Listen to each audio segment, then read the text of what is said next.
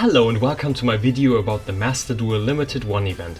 Today I am gonna give you some tips about how to build decks for the Limited 1 event, then I'm gonna show you 2 deck lists I am currently playing, and I'm gonna give you some replays of the decks in action. Let's jump right into it. First, some deck building tips. You can only run 1 copy of every card, so make every card count. Generic is good. Every card should have big impact with as little setup as possible. Examples for high impact cards are Lightning Storm or Raigeki, and examples for consistent cards are Melffy of the Forest. I'm playing this in my Melffy deck because it only needs 2 level 2 monsters, so I can make this generically. I don't need beast monsters, for example, and it can add any Melffy card from my deck to the hand, so this can get the whole Melffy combo rolling. Let's jump right into the Melffy decklist.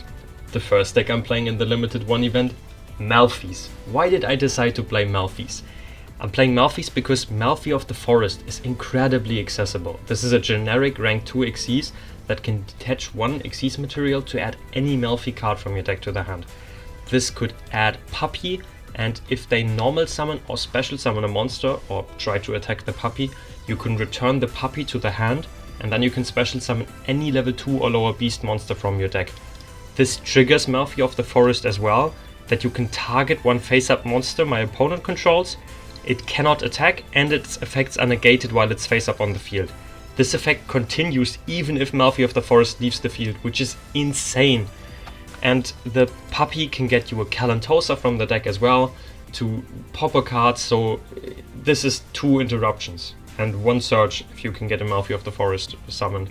And Melffy of the Forest is really easily summonable in this deck as well, because the Life Twins are cards that can on normal summon special summon the other one from the deck, and they are both level 2 monsters. So you normal summon, for example, the Lila, then it can special summon the Kishkil from the deck, and then you can make a Melffy of the Forest, add the Puppy, and you got 2 interruptions plus 1 search and 1 special summon from the deck with just 1 normal summon, which is huge, I really have to say.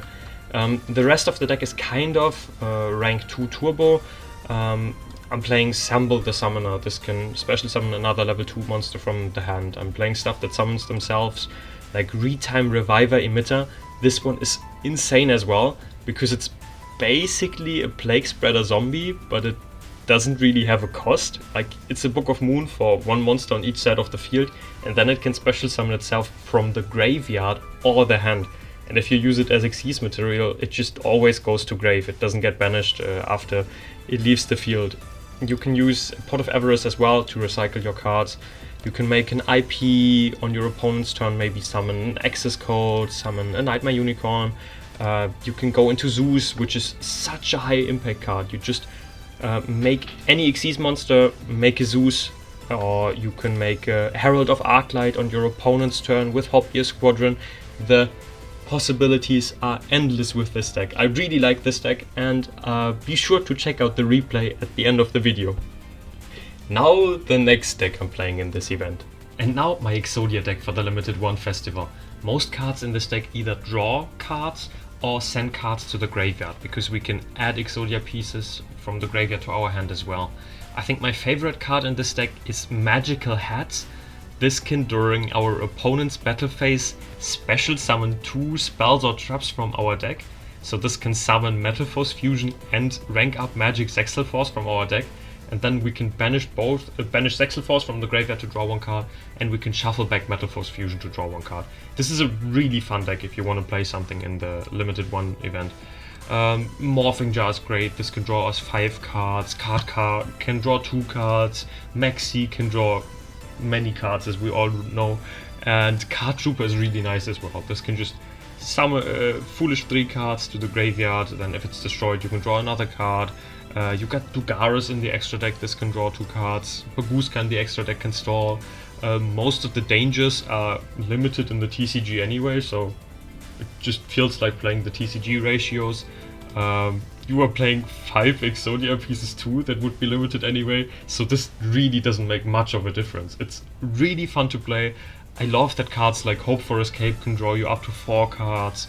I love that Chicken Game is really nice, that you can use it every turn and you take no damage if your life points are lower than your opponent's.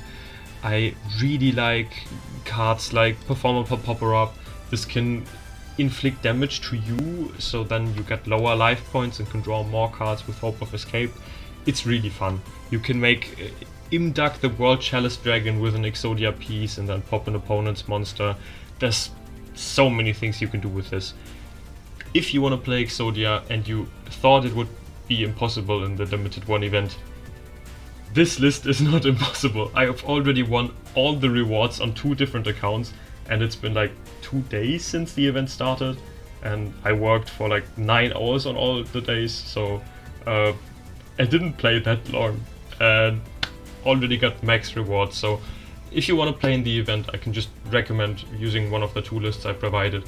And if you want to see the Exodia deck in action, check it out in the replay after the Melffy replay that follows after this bit.